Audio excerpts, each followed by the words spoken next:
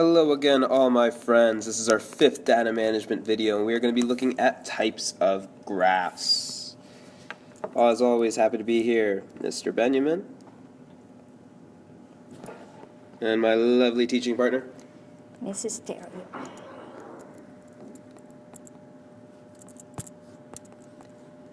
So this is going. That's a weird looking face. You're just making it worse now. Sorry. I'm happy to be here. That's Valentine.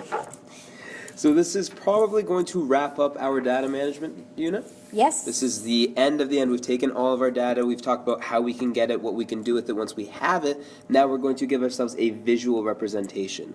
So our learning goals are to identify and to describe trends in graphs. It's really difficult to take a big sheet of paper with a bunch of numbers and say, oh, well, if you look at this group of numbers and this group of numbers, it's much easier if you have it in a graph and you can see different bars for different things.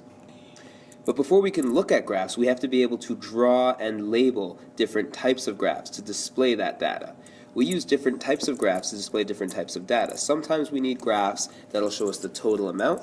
Sometimes we need graphs that will show us percentages. Sometimes we need graphs to show us time and different variables like that. So to discuss the parts of a graph, Ms. Terry is going to take over. Okay.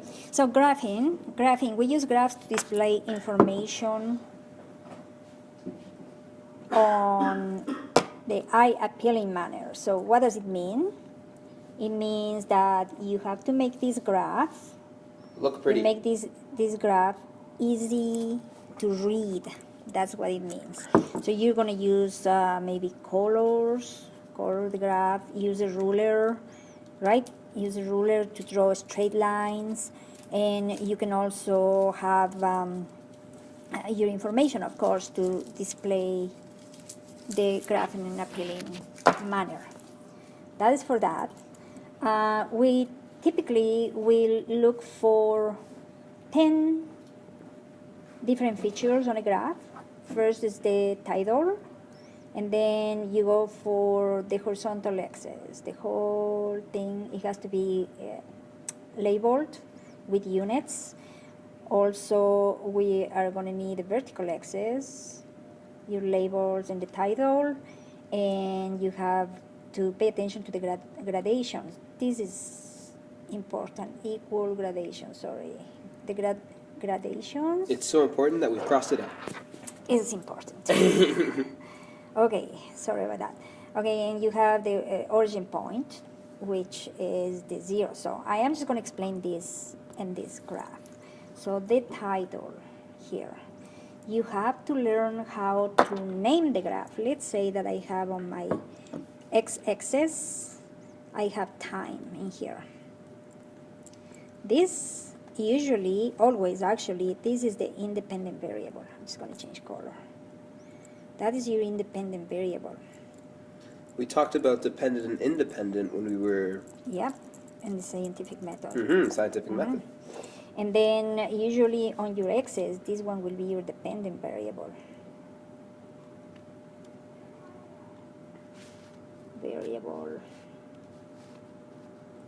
Oops, sorry. Other way. Oh, the other way. Okay, so that's your independent variable.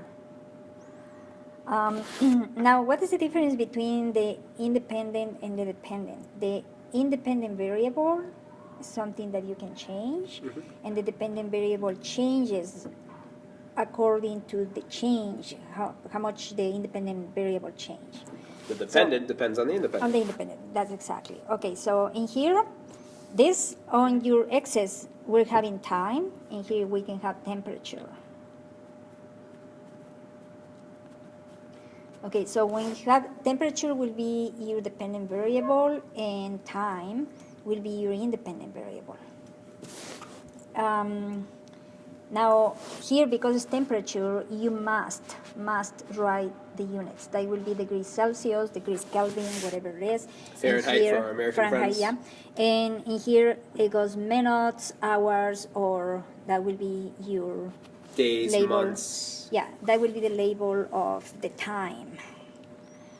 So remember, you have to, now I'm just gonna get rid of this for a minute. and we don't need this anymore here. So yeah, so here you have on your y-axis, you have again your dependent variable and your independent variable here. Now, to give a title to this graph, we always going to name what, Mr. Benjamin? Well, we want it to be really, really, really descriptive, right?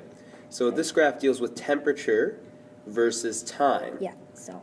And we haven't decided what it's for yet, but it'll probably be over a week or a year, something like that, or even the day. Yeah, so the thing that I want to tell you is that this is how you are going to title your graph. So in this case will be temperature versus time. Do you see temperature? That is here Dependent. is your dependent variable versus your independent variable. That's how you're going to label that. This is your origin. Mm-hmm. That's where most graphs are going to start, right at the origin point. Right. So if you would have to draw a graph, so we go for the y-axis. I'm just going to use another color. Yep. To do this, sorry. Okay, so let's do this. So this is your y, this is your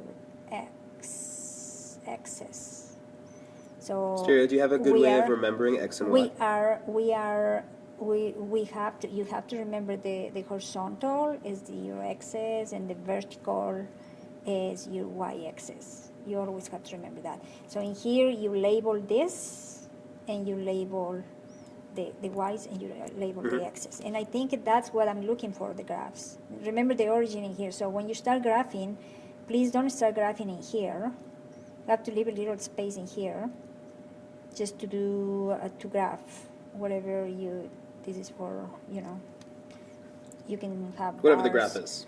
or you can have lines, but don't start unless the information gives you that you have to start with 0. That's good. But usually we leave spaces between the origin and your graph. All right? So something like that, like that, like that. It depends on the graph.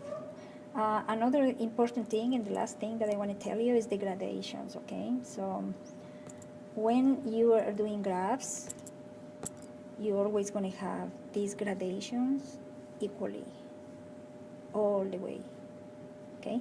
And the same in here. Well, this distance, it has to be equal to that, and so on. Now, it depends. You have to make a scale.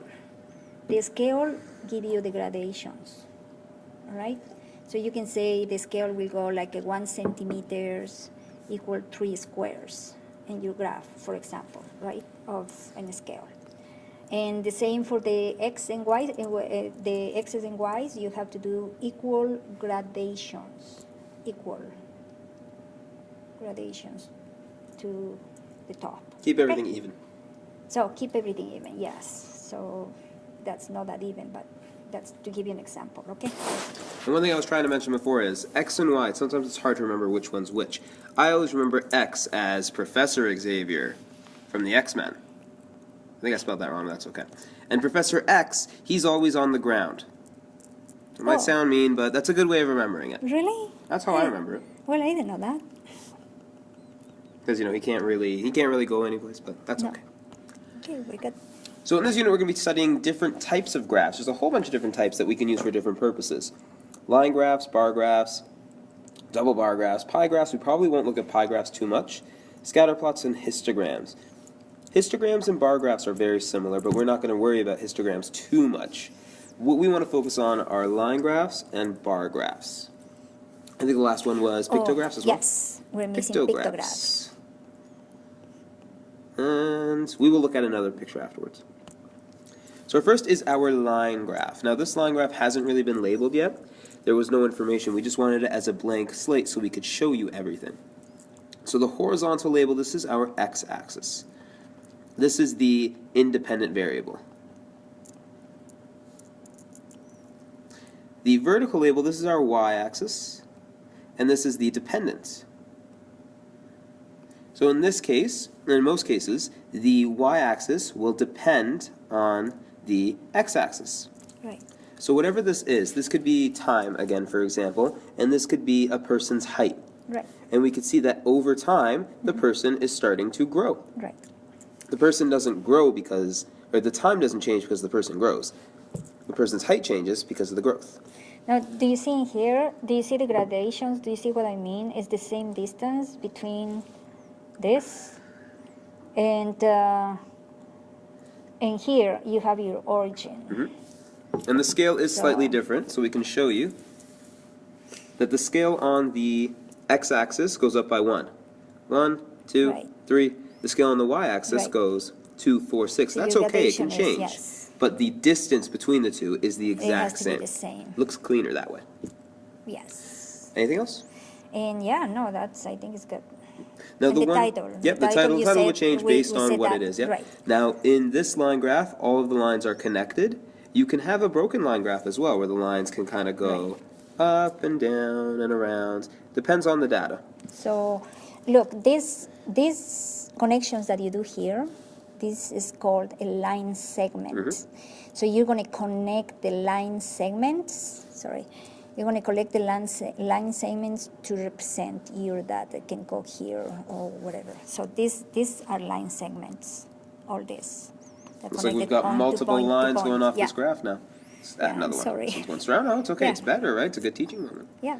There you go. So you can have multiple lines coming off the line graph. So you can do a double line graph too. Double right? line, triple line, depending on your data. Right. So the same here goes. Now, what do we have in here? We have all of these are bars, right? Mm-hmm.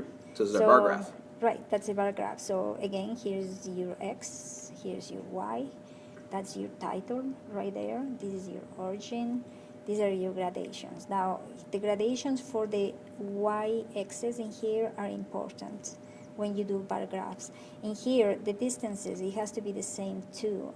Like there's no numbers, but you have names in here. Mm-hmm. And to make appealing to the person who's going to read the graph, so you have to kind of distribute your spaces equally and the names that it goes under the bar properly for us to see better. So you have on your X's the month and the number of students on your Y's. And I think that is... I think one more thing I want to the mention, best. these bars are not touching. See? There's Yes, space in between thank them. you. They Thank you cannot for saying touch. that. They Now- can only touch if it's a double bar Right. graph, but we're not going to be doing that. Right. Well, you might, like if you want a double bar graph, that this will be touching like this, right? Only if it's a double bar graph, you can do this, right? Otherwise, no touching. Right. Otherwise, not touching. Yeah, that's fine. So we're good. All right. And I think our anything last else, graph, anything else on that? I think it's okay. We're good then. All the labels. See, it even tells us birthday of students by month. Students and months, right? So, dependent and independent. Dependent's always first. Try to make very neat this. Oh, and these are the pictographs. Is I a love it. pictograph. So in this graph, we are representing a picture or an image to give our tally or a frequency of data. Now this graph is also going to have a legend or a key. Oh, we're not even going to be able to see that there. That was silly. I'm going to write it just above. Legend/key. Because it shows us that each paw is worth 2 votes. So on the way to decode this is like, okay, so if the cat, how many paws do I have? And there, 1, 2, 3, 4, 5. But each one is worth 2. 5 times 2 is 10. Here, how much is it, Mr. Benjamin? Well, there's 2 paws, So- 1 and 2, so that should be 4 votes in total, Okay. because each one's worth And 2. then this one will be 2 times 1, 2, 3, 6. I find it hard to believe that dog lost. I think dog should be ahead. You know, you can be a cat person, that's fine, but favorite pets, come on. All right. This might be a bias sample. We talked about bias samples, right? Probably, yes, we did. I think we're good to go. Okay, and that's good.